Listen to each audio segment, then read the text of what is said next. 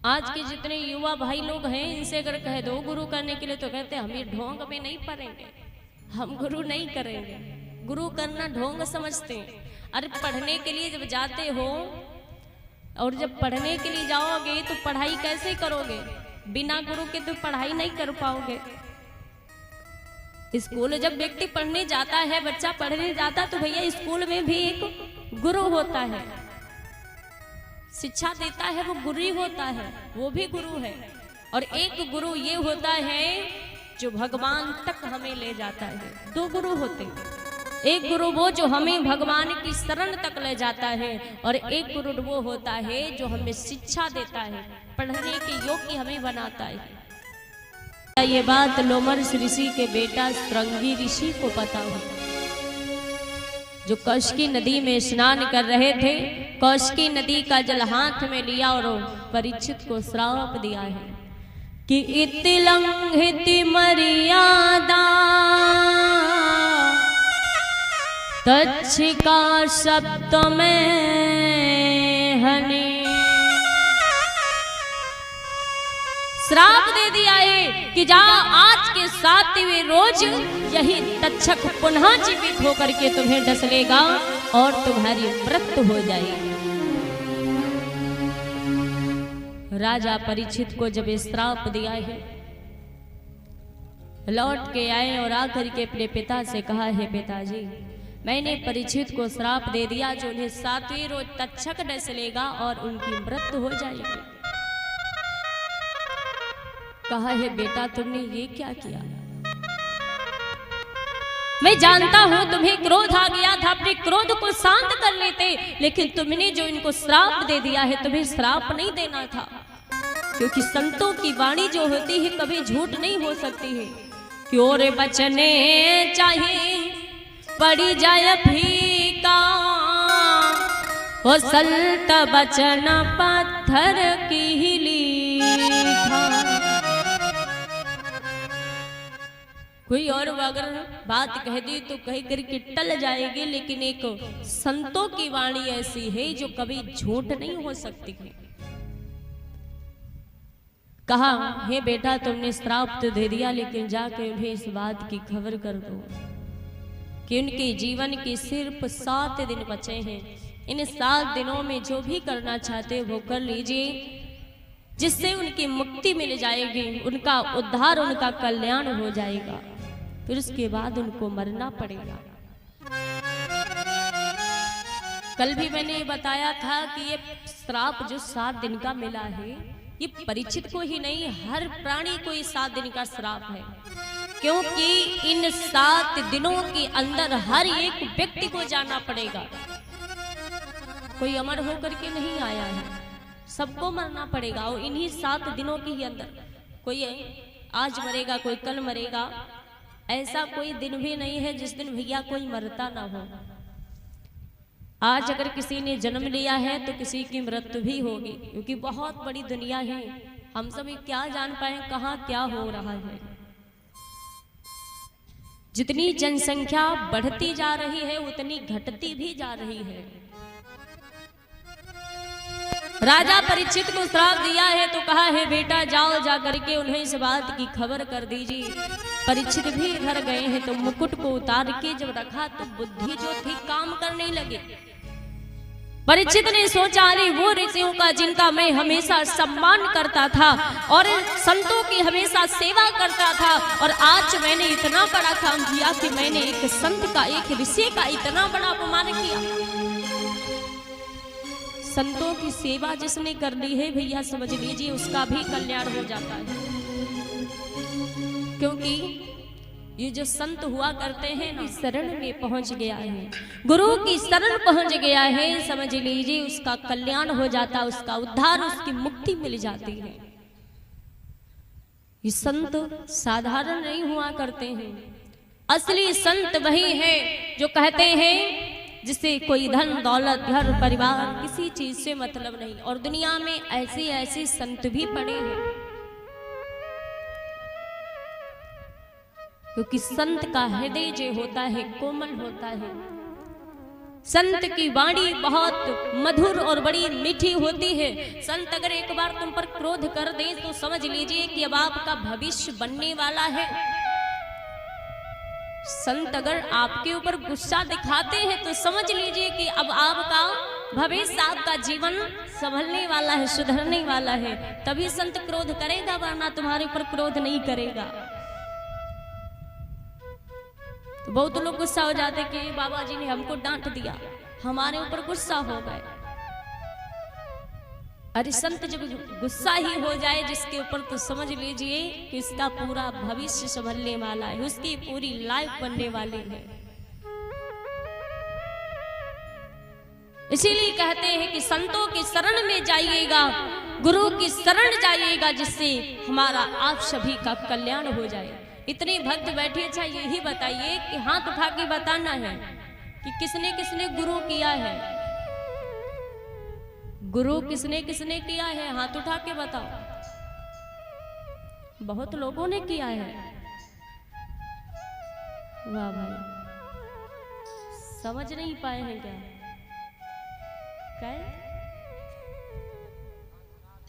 कहते बच्चा लगे हाथ उठा रही है, समझ ही नहीं पाए हैं।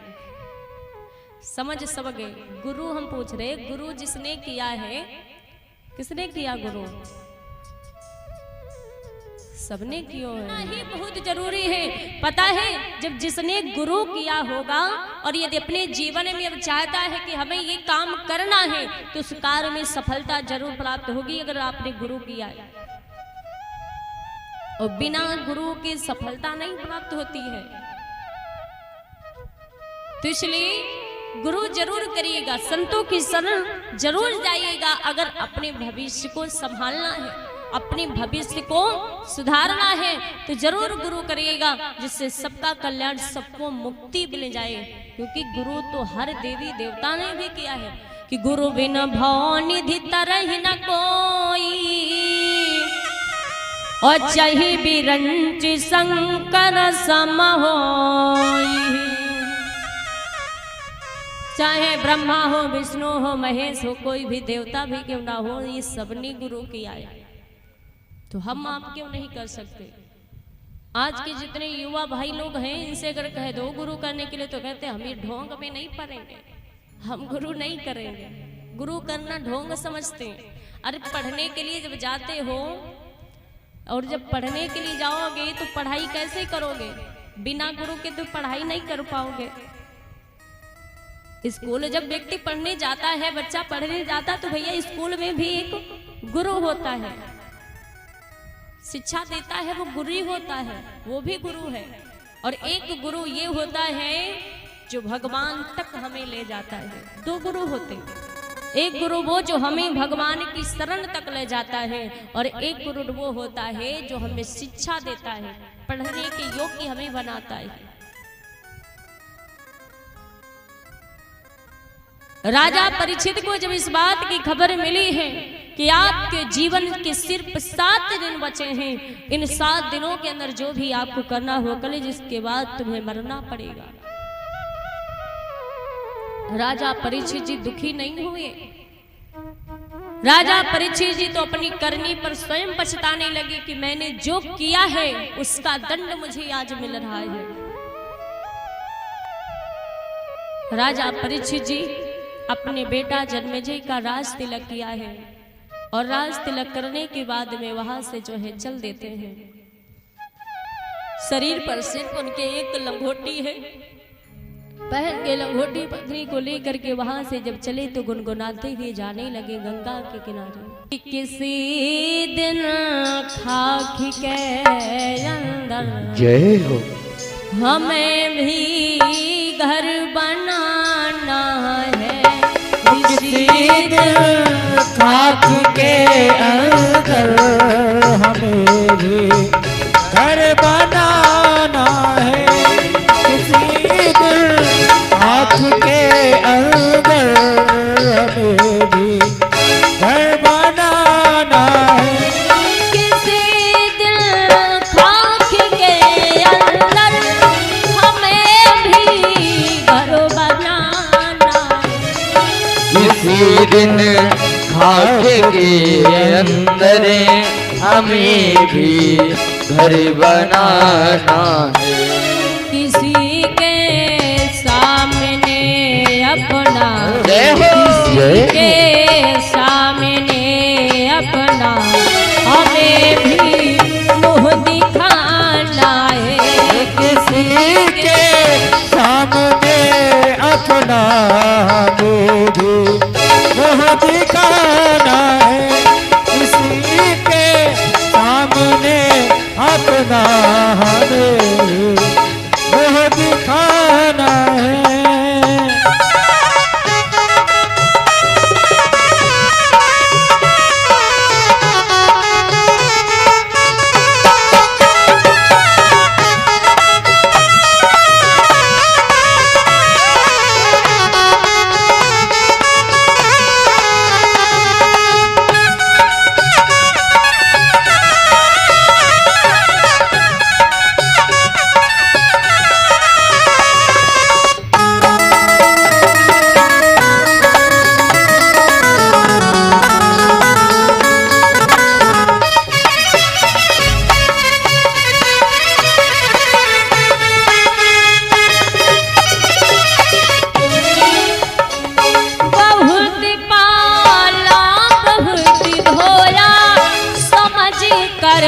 देह को अपना, बहुत पाला बहुत धोया समझ कर देह को अपना। बहुत पाला बहुत धोया समझ कर देह को अपना। मगर अब सोच से कौभे, मगर अब सोच से कौभे किसी दिनों छूट जाना है। मगर अफसोस को भी किसी दिन छूट जाना है। किसी दिन आँख के अंदर हमें भी घर बनाना है।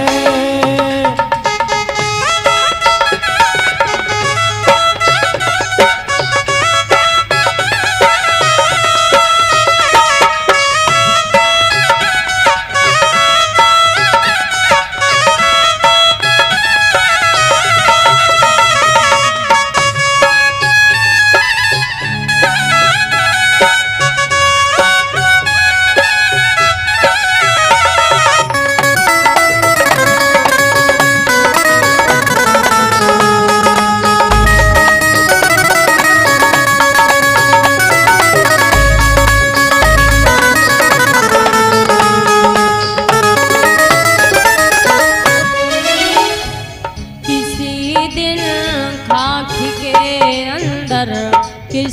दिन खाक के अंदर हमें भी घर बनाना है। किसी दिन खाक के अंदर हमें भी घर बनाना है। किसी दिन खाक के अंदर हमें भी घर बनाना है। राजा परीक्षित जी गुनगुनाते हुए जाने लगे हैं कि एक ना एक दिन इस शरीर को हमें खाक में मिल जाना है, मिट्टी में मिल जाना है। और ये आत्मा जो है, आत्मा कभी नहीं बढ़ती है। ये हमारा आपका जो शरीर है ये एक मिट्टी का खिलौना है, जिसे एक ना एक दिन मिट्टी में मिल जाना है। राजा परीक्षित जी गुनगुनाते हुए इस तरह से जब गंगा के किनारे पर जा पहुंचे हैं, जैसे ही गंगा के किनारे पर पहुंचे तो एक से एक ऋषि महात्मा लोग आते हैं, जैसे पाराशर,